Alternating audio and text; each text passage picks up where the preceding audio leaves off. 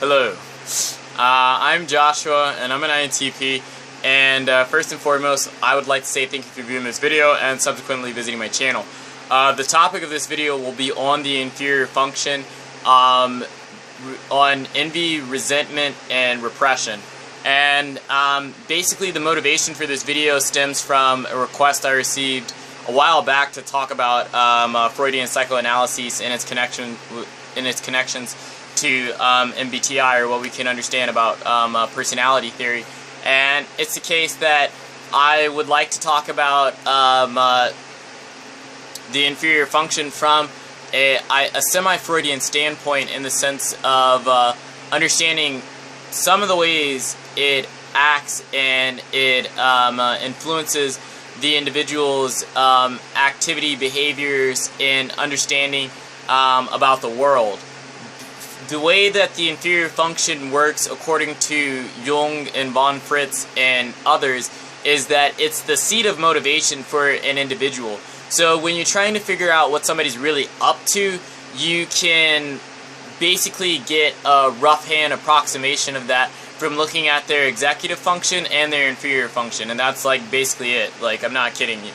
And because the reason for that is because most people feel a tremendous amount of emotional and existential content when it comes to the items that can be associated with their inferior function. And the reason for this is because if you understand the cognitive functions as motivational perceptual systems rather than they're not exactly subpersonalities, but they're motivational perceptual systems rather than I don't know, functions, like a mathematical function, because they're not, even though they have the name cognitive functions, they're not like mathematical functions. They don't have input-output, one-to-one correspondence relations. Like, they don't have that. It's the case that the cognitive function, I call them motivational perceptual schemes, because they're what your emotions and your drives use to make models and frameworks of the world that you see in terms of the salience factors that comprise your existence. It's the case that every human being is concerned with the same things. Like, every human being wants the same thing, basically, and every human being is concerned with the same things to a very general degree, but a very significant degree.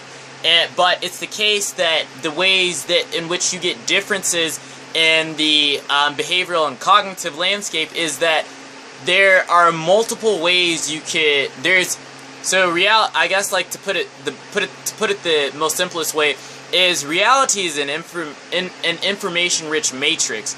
There's too much information within any given situation for any one person's brain to appraise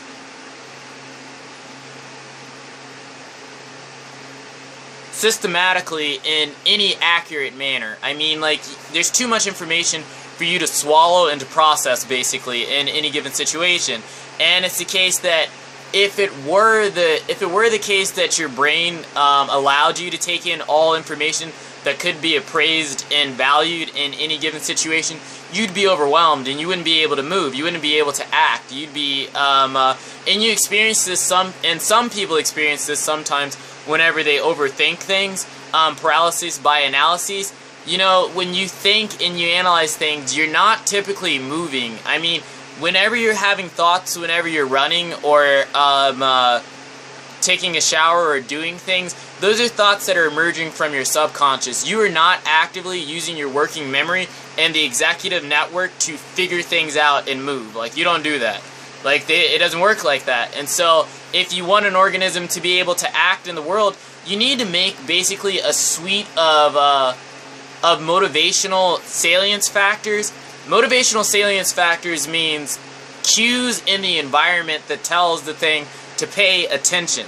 Like, cues that pertain, and the only reason we know it pertains to the things that we want is because of our evolutionary history, but cues that pertain to the thing that the creature wants, that motivates it to act, so it can see it and act and make frameworks around it, because human beings are dumb. Like, we're dumb. We're very dumb and limited, and so we need it such that we have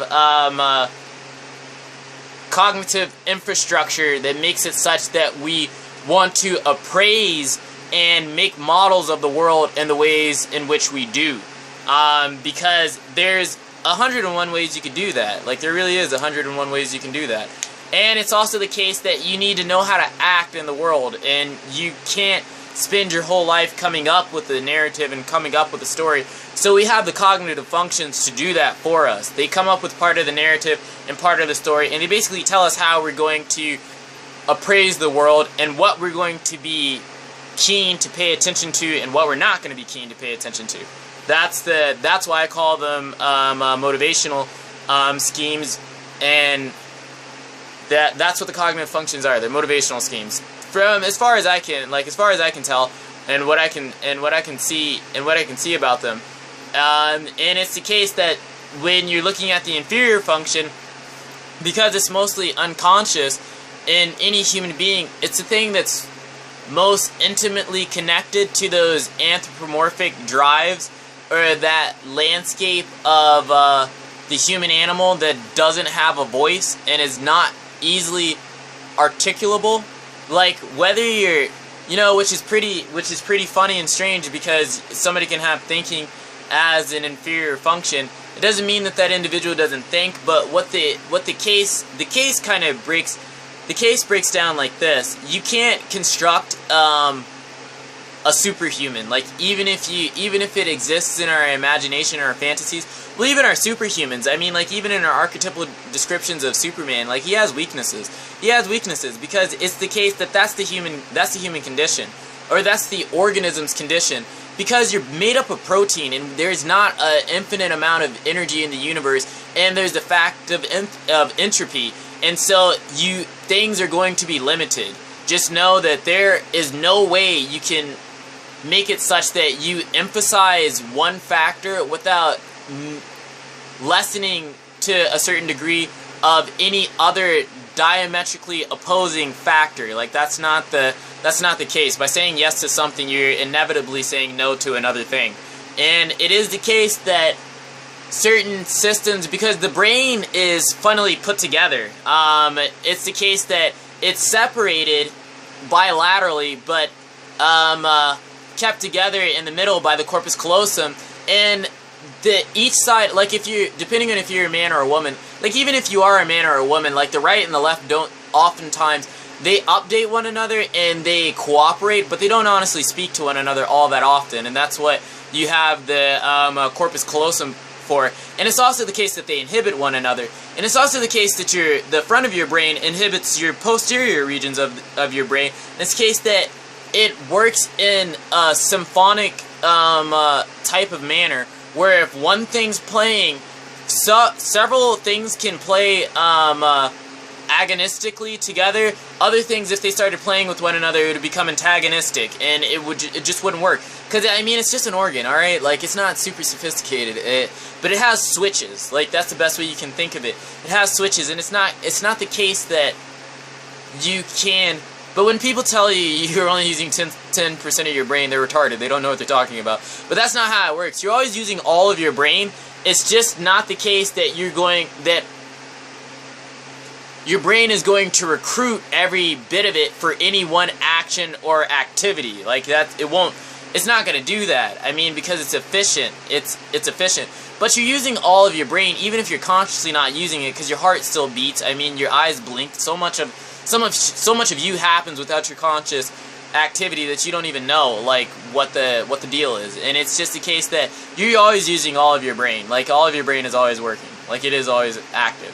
Is it always in the highest levels of activity that it can possibly be? No. And is every piece of the brain relevant to any one activity or action in reality? No, that's not the case. But it's also the case that the damn thing's inhibitory to itself. Like, it's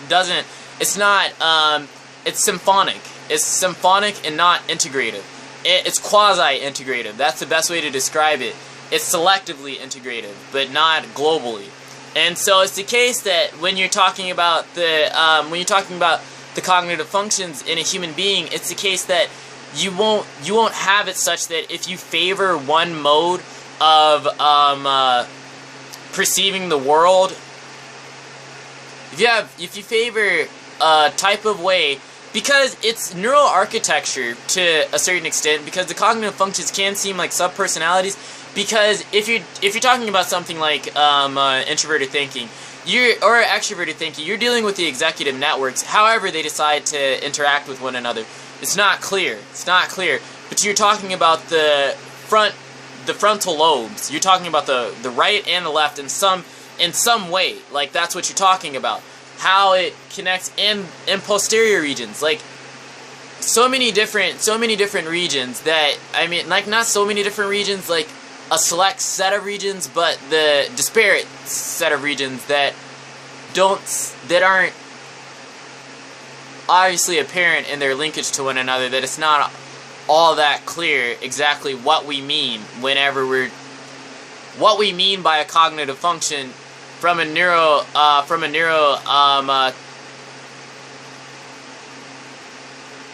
typological neurotopology standpoint, in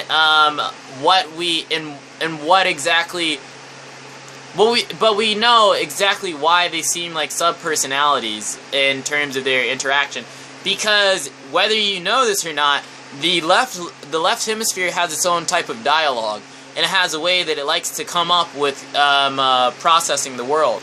It likes closed and fixed systems, and it has language. And its capacity for language is fairly sophisticated, but it's also the case that the right has similar, and the frontal regions are like that as well. But I mean, like, the right's more vigilant, and it's more metaphorical, and it has the identity matrix embedded in it, like your idea of self, and the capacity for dreaming and imagination, and all of those things. Like, crudely, they're bilaterally parsimonied in that way. But it's the case that, yes, because the material biological factors give rise to the creature that is you, that, yeah, they have a drift to them or a bent to them that makes it such that you are disposed to skew the world the way that you do. And I literally mean skew. Like, it doesn't come that way, but you make it that way, or at least your brain makes it that way, because it's disposed to, by way of the cognitive structure it comes into the world with, which would be given to you by way of the temperamental variances that make you up, roughly, outside of the ones that make you up from based on your sex, or outside of the ones that are based on your anthropomorphic makeup or existence. And so that's why, you know, you have, dominant functions and inferior functions from a neurological standpoint.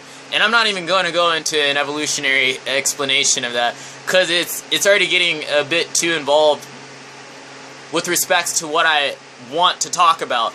So, but it's the case that you're also, so this is the case, and we know that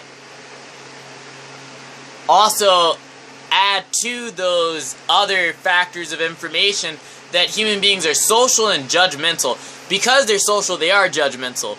A part of sociality is being judgmental, because sociality is the appraisal of other individuals within an environment towards my good or the good of whatever said community I'm a part of. Like, that's basically all being social is, to some degree. Like, who is this individual that's like my kind? How do they fit with me, and how do they fit with everybody else? And that's basically how those things tend to sort themselves out, is how I'm going to treat them or react to their presence. I mean, roughly. And because we're that way, like, we're bloody judgmental, and we're also, because we're that way, we care for us to be useful to one another, and we also care about how liable we are to be successful in any venture, because people care. Like, that's what people fundamentally care about. like how successful we are at personal relationships, how successful we are at organizational schemes and logic and planning, how successful we are at being creative, how successful we are at a whole host and number of items and factors that human beings find very meaningful because of the creatures that they are. We care to a serious degree, because that determines whether or not we're going to be the thing that's put at the top of the dominance hierarchy or not, and whether or not we're the thing that's put at the top of the dominance hierarchy or not determines whether or not people are willing to make it such that we don't have to worry about our existence, or at least the problems of our existence, or at least people are going to work really hard to mitigate those factors for us. And people are also going to make it such that we're more likely to be selected for us in terms of the sexual appraisal piece of human existence. So we really care. We care like a whole hell of a lot about that. There's a lot writing on that. And it's like everybody would like to be the thing at the top, very much so. So whenever we're looking at, and we know kind of, we roughly know how that narrative can play out, based off of how we're looking at other people in our environment, and